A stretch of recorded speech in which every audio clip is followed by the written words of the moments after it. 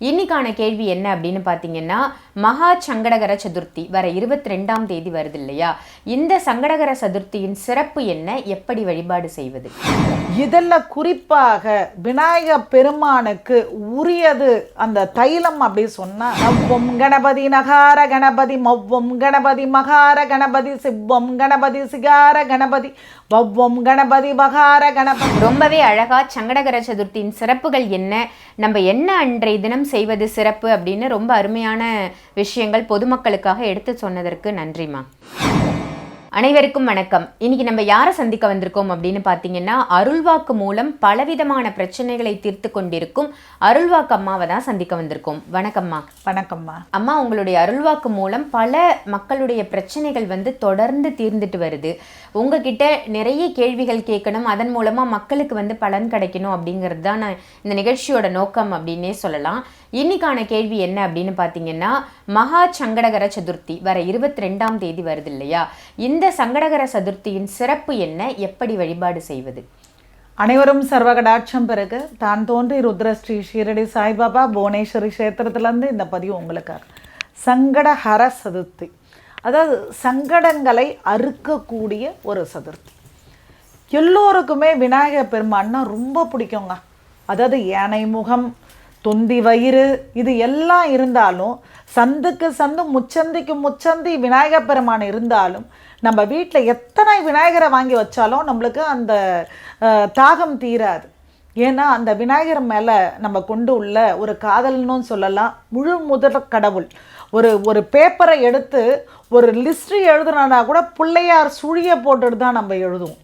காரணம் எதனாலன்னா, அவர் மேலே நம்ம வச்சுருக்கக்கூடிய ஒரு மரியாதை, அதுக்கு மட்டும் இல்லாமல் நம்பிக்கை.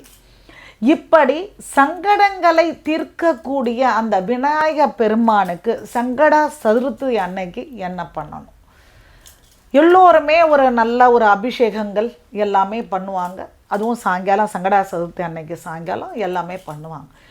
இதில் குறிப்பாக விநாயக பெருமானுக்கு உரியது அந்த தைலம் அப்படி சொன்னால் சந்தனாதி தைலம்னு பேர்.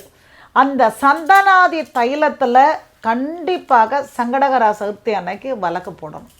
அப்போத்தான் அந்த சங்கடங்களை நிவர்த்தி பண்ணக்கூடிய தன்மையும் அந்த சந்தனாதி தைலத்தினுடைய அனுகிரகத்தினால நம்மளுக்கு அத்தனை விதமான பாக்கியங்களும் நம்மளுக்கு கிடைக்கும்.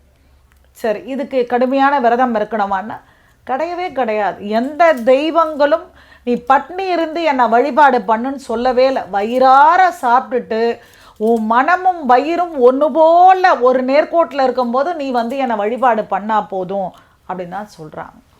ஆனால் எதுக்காக அந்த விரதத்தில் கூட ஒரு விஷயத்த சொல்கிறாங்கன்னா, இப்போ காலையில் நீ ஒரு பால் பழம் எடுத்துக்கோ, மதியானத்தில் ஒரு இலையை போட்டு ஒரு லைட்டாக ஒரு வெஜிடேரியன் சாப்பிட்டுக்கோ, நைட்டில் டிஃபனை சாப்பிட்டுக்கோன்னா மன தெளிவுக்காக தான் அதை சொன்னது. முழுமையான பட்னி சொல்லவே இல்லை. அப்படின்னும் போது இந்த சங்கடகர சதுர்த்தி அன்னைக்கு விநாயகர் பெருமானுக்கு உங்களால் முடிஞ்ச அளவுக்கு காலைல பால் இது சாப்பிட்டுக்கோங்க, பழம், மதியம் ஒரு வெஜிடேரியனாக சாப்பிட்டுக்கோங்க, சாயங்காலத்தில் இது உங்களால் முடிந்தால் ஒரு சுண்டல், அதுக்கப்புறம் ஒரு கொழுக்கட்டை, ஒரு சக்கரை பொங்கல், இந்த மாதிரி ஒரு நெய்வேத்தியங்கள் ரெடி பண்ணிவிடுங்க. இது ஆலயத்துக்கு போக முடிகிறவங்க ஆலயத்தில் போய் செய்யலாம். போக முடியாதவங்க நம்ம வீட்டில் என்ன விநாயகர் இருக்காரோ உங்களால் என்னெல்லாம் முடியுமோ அத்தனை விதமான அபிஷேகங்களை பண்ணிவிட்டு, அதுக்கப்புறம் நல்லா ஒரு அலங்காரம், அருகம்பில்லை அவருக்கு வைத்து, எருக்கம் மாலையை தூக்கி அவருக்கு போட்டு எல்லாத்தையும் பண்ணிவிட்டு இதெல்லாம் வைத்து சந்தனாதி தைலத்தை கொண்டு 2 தீபத்தை பொருத்தணும். அந்த சந்தனாதி தைலத்தை 2 தீபத்தை எது மேலே பொருத்தணும்னா, ஒரு தட்டில் அருகம்பில்லை பரத்தி அந்த அருகம்பில்லுக்கு மேலே ஒரு வெற்றிலை 2 வைத்து அந்த வெற்றிலைக்கு மேலே இந்த 2 தீபத்தை பொருத்தி அந்த இடத்துல வச்சிடணும். நார்மலாகவே உங்களுக்கு தெரியும், ஏகதந்தாய வித்மகே வக்கரதுண்டாய தீமகி தன்னோ தந்தி பிரச்சோதயாத். ஓம் ஹரிம் நம சிவாய. சங்கடகர சதுர்த்தி அன்னைக்கு நீங்கள் சொல்ல வேண்டிய மந்திரம் ஓம் ஹரிம் நம சிவாய. நவ்வம் கணபதி நகார கணபதி மவ்வம் கணபதி மகார கணபதி சிவ்வம் கணபதி சிகார கணபதி வவ்வம் கணபதி மகார கணபதி எவ்வம் கணபதி யகார கணபதி மம சர்வகாரியம் பலிதாம் தேகி. இது சங்கடகர சதுர்த்தி அன்னைக்கு நீங்கள் சொல்ல வேண்டிய மந்திரம். இந்த மந்திரத்தை சொல்லும்போது அருகம்பில்லோட ஒரு ரூபாய் காயினை கையில் வச்சுக்கிட்டு இந்த மந்திரத்தை சொல்லி அந்த காயினை ஒரு மஞ்சள் துணியில் முடிஞ்சு விநாயகருடைய வயிற்றில் கட்டிடும். சரி, நான் ஆலயத்துக்கு போகிறேன், அங்கே வச்சு கொடுக்க சொல்லுங்கள், வீடாக இருந்தால் வயிற்றில் கட்டிடணும்.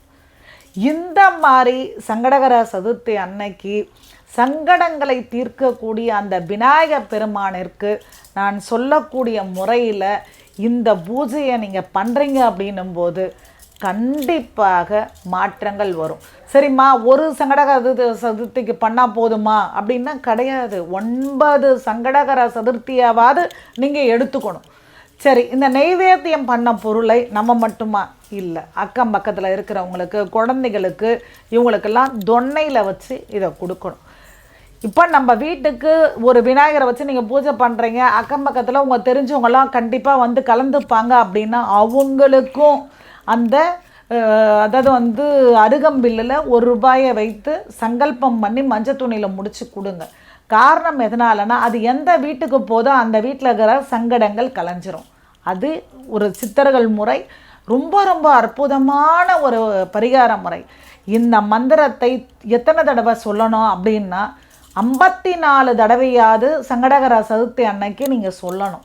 அப்படி சொல்லிட்டீங்கன்னும் போது உங்கள் வாழ்க்கையில் இருக்கிற வலிகள் விலகும், வேதனைகள் விலகும், சங்கடங்கள் விலகும், நல்ல ஒரு மாற்றங்கள் தெரியும். ரொம்ப அருமையாக சங்கடகர சதுர்த்தி பற்றி சிறப்பாக சொன்னீங்கம்மா.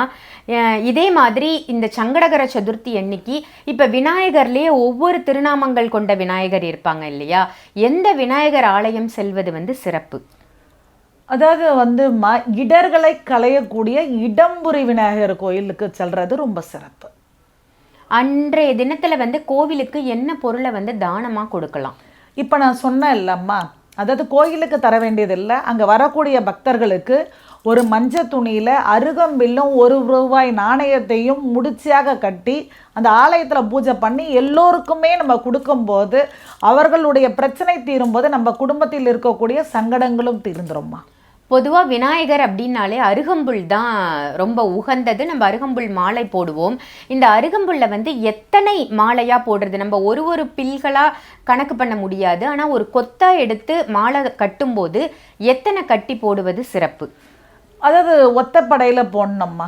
போடுறோம் அப்படின்னா பார்த்தீங்கன்னா அதாவது 3, 7, 9, 18 அந்த மாதிரி ஒத்தப்படையாக கட்டி போடணும். ரொம்பவே அழகா சங்கடகர சதுர்த்தியின் சிறப்புகள் என்ன, நம்ம என்ன அன்றைய தினம் செய்வது சிறப்பு அப்படின்னு ரொம்ப அருமையான விஷயங்கள் பொதுமக்களுக்காக எடுத்து சொன்னதற்கு நன்றிம்மா. ஜெய் சாய்ராம்.